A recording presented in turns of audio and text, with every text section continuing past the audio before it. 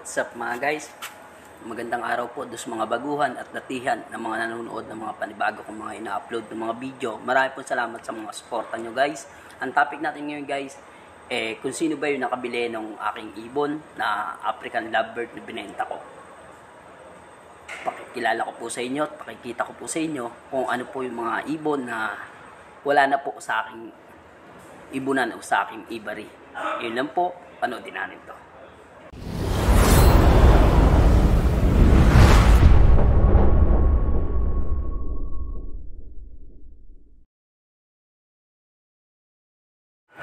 Eyo, what's up mga guys? Ito nga po yung topic natin, yung ano nga ba yung mga nawala na dyan sa aking ibari o sa aking ibunan. Kasi nangangailangan din po tayo guys, nangangailangan po tayo ng kahit papaano. Kaya nirelease ko na po yung iba na aking mga ibon. Total naman po, may mga mangingitlog po dyan, ay may mga itlog na po at may mapipisa na po, may mga pisa na po na iba. Kaya medyo binawasan ko po muna, and yan po yung gagawin nating flight cage nila, yung double cage na yan. Yan po yung gagawin kong flight cage para sa ganun mas maging maganda at masigla yung ating mga ibon guys. At yan po yung nawala na sa akin, sa aking ibari. Nirelease ko na po sila guys.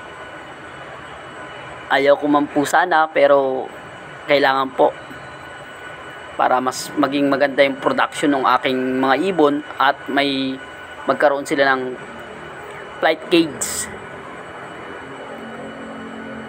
At balak ko kasing palitan, balak kong palitan ng parakit, yung parakit. Papalitan ko yung mga African Lovebird ko ng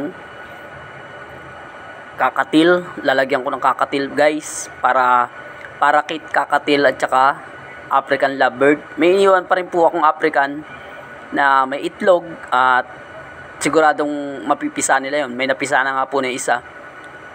Bali, iyan na po yung mga ibon natin guys na ibinenta sa kaibigan. Kasi mabait naman po at gustong-gusto nila ng mga ibon. Kaya inirelease ko na guys. Binenta ko na guys para sa ganon.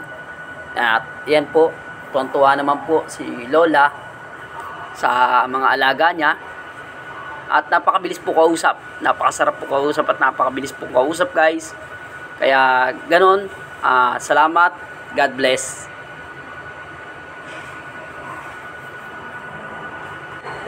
At marami rin pong salamat kay tatay at kay nanay. Marami pong salamat sa inyong dalawa. God bless po sa bawat isa.